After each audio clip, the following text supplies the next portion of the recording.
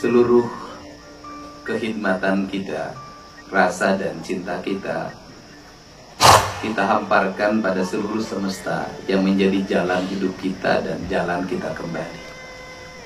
Tuhan mentakdirkan kita untuk menjadi bagian dari dunia, bagian dari bumi. Karena Tuhan mentakdirkan kita menjadi bagian dari bumi, maka kita harus punya adab, maka kita harus punya sopan santun pada bumi ini. Karena kita adalah bagian dari bumi ini. Jangan pernah di hati kita ada kesombongan diri bahwa kita bisa menaklukkannya, sementara kita masih butuh air untuk diminum. Jangan pernah kita ada kesombongan diri bahwa kita harus menguasainya, sementara matahari setiap hari masih kita butuhkan untuk energi hidup kita. Jangan pernah kita ingin memperbudaknya, sementara kaki kita, bumi kita, tanah kita adalah bagian yang kita pijak. Prinsip-prinsip dasar ini sesungguhnya merupakan rangkaian dari pelajaran besar, sebuah citra dan sejarah peradaban orang Sunda menyebut buminya sebagai Sunan Ambu. Cerita kepemimpinan orang pasti bercerita Soekarno, bicara tentang Pancasila, bicara tentang ideologi, bicara tentang arah politik, bicara tentang arah kebangsaan. Kenapa? Karena nggak bisa menemukan sosok itu. Tetapi apabila ada sosok yang mampu mewujudkan pikiran dan gagasan dari sosok baru, orang akan bercerita masa lalu, tetapi orang akan mulai bicara masa depan. Nah, kemudian ini yang saya sampaikan. Saya, Pak Wagub yang saya hormati, saya tidak akan bercerita bahwa kepemimpinan 100 hari ngapain.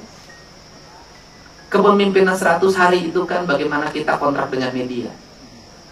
Kalau kita kontrak dengan media puluhan miliar, maka seluruh media akan menceritakan kepemimpinan 100 hari.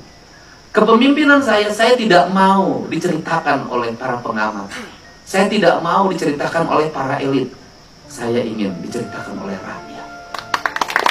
Yang lahir dari hati, yang lahir dari pikirannya, yang lahir dari apa yang ditemukan dalam dirinya. Apakah rakyat kita walaupun disebut IQ-nya di bawah 76, bagi saya nggak penting. Kenapa?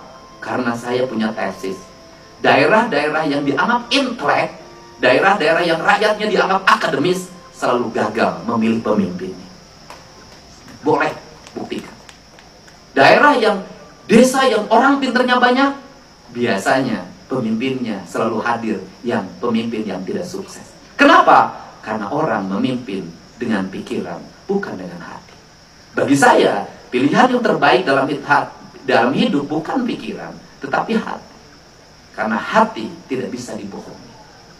Inilah atraktif kepemimpinan. Karena atraktif kepemimpinan, maka saya menyampaikan pada semua. Di sini banyak para pegawai pemerintah Provinsi Jawa Barat. Kalau kita membangun kerangka berpikir pembangunan hanya didasarkan pada angka-angka yang ada dalam catatan anggaran belanja daerah, sampai kiamat daerah tidak akan pernah maju. Kenapa? Karena harapan kita hanya pada angka itu. Maka pikiran kita hanya jangkauannya pada angka itu. Tetapi kalau kita mengatakan buku APBD adalah instrumen kecil dari sebuah cita-cita besar tentang peradaban, tentang pembangunan, tentang keinginan, tentang masa depan, maka kita akan meraih sesuatu yang tidak ada dalam pikiran kita. Ketika kita bertemu orang, membawa buku dan mengantarkan sebuah proposal, maka orang itu hanya akan memberi maksimal paling tinggi apa yang ada di proposal itu. Ketika kita bertemu dengan orang, kita tidak memiliki harapan apapun, kecuali kita ingin bertemu karena rasa rindu dan mencintainya, kita akan mendapatkan segalanya. Maka bangunlah dalam diri kita bahwa kita akan mendapatkan segalanya. Dengan cara apa? Dengan cara kita tidak pernah mengakui apapun yang ada dalam diri kita. Maka kenapa saya nggak begitu kagum terhadap tokoh-tokoh ekonomi itu?